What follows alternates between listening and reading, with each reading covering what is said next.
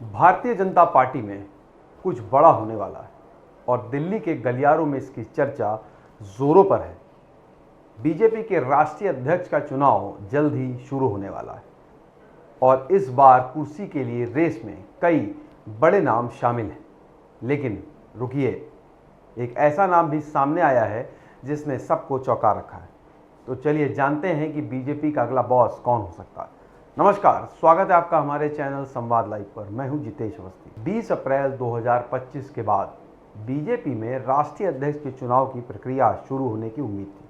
पिछले कुछ दिनों से दिल्ली में हलचल मची हुई है। बड़े बड़े नेता जैसे प्रधानमंत्री नरेंद्र मोदी, गृह मंत्री अमित शाह और रक्षा मंत्री राजनाथ सिंह सहित बीजेपी के संगठन महासचिव BL संतोष एक अहम बैठक में जुटे।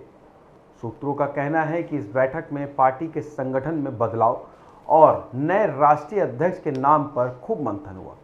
और हाँ, इस बार कर्नाटक का कोई नेता बाजी मार सकता है, लेकिन एक सरप्राइज कैंडिडेट भी है जिसके बारे में सुनकर आप हैरान रह जाएंगे। तो पहले जानते हैं कि रेस में कौन कौन है।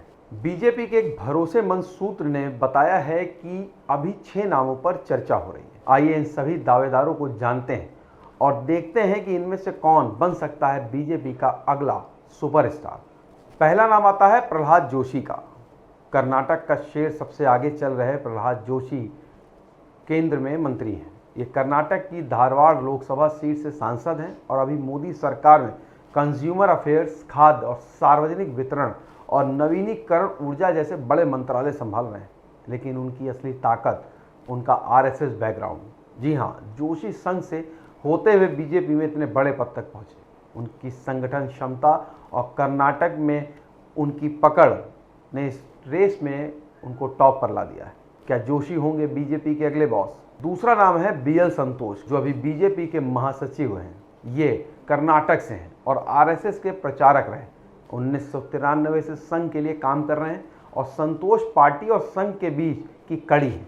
लेकिन क्या बीजेपी इतना बड़ा दांव खेलेगी कि एक प्रचारक को सीधे अध्यक्ष की कुर्सी सौंप दे? सूत्रों के अनुसार बीजेपी के पूर्व अध्यक्ष कुशाभाऊ ठाकरे भी संघ से सीधे पार्टी के टॉप बॉस बने थे। अगर BL संतोष को कुर्सी मिलती है तो उनकी जगह सुनील बंसल संगठन महासचिव बन सकते हैं। माजरा गर्म है और नाम है तीसरा CT रवि। कर्नाटक के ही CT रवि भी रेस में है, जो चिकमंगलूर से 4 बार विधायक रह चुके हैं और अपनी आक्रामक राजनीति के लिए मशहूर है। कर्नाटक में बीजेपी सरकार में मंत्री रह चुके रवि का RSS कनेक्शन भी बहुत मजबूत है। अभी वो कर्नाटक विधान परिषद के सदस्य हैं और उनके तेज तर्रार स्टाइल ने उन्हें इस रेस में मजबूत दावेदार बनाया। क्या रवि का जोश उन्हें अध्यक्ष की कुर्सी तक ले जा पाएगा? अब बात करते हैं धर्मेंद्र प्रधान की। धर्मेंद्र प्रधान का नाम भी लंबे समय से चर्चा में। ये केंद्रीय शिक्षा मंत्री हैं और उड़ीसा की संबलपुर लोकसभा सीट से सांसद हैं। प्रधान का RSS बैकग्राउंड और उनकी जबरदस्त संगठन क्षमता उन्हें इस रेस में खास बनाती है। चुनावी समीकरण बैठाने और रणनीति बनाने में उनका कोई जवाब नहीं।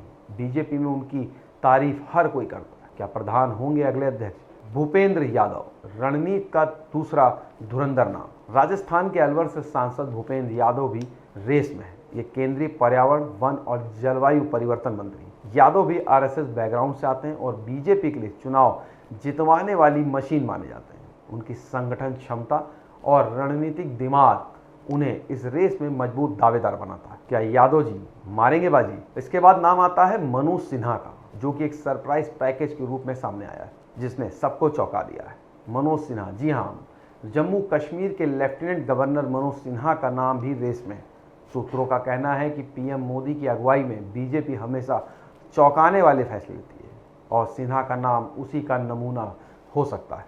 सिन्हा का अनुभव और शांत लेकिन मजबूत नेतृत्व उन्हें इस रेस में एक डार्क हॉर्स बनाता है।